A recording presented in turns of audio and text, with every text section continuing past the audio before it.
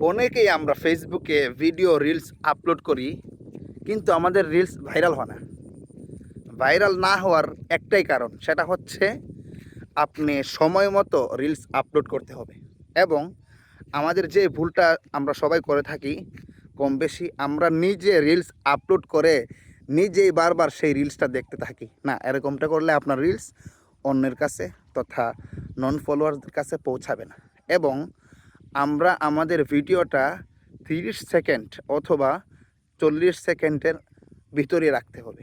এবং আপলোড করার সময় আমাদের যে হেডলাইনের লেখা আমাদের কম দিতে হবে।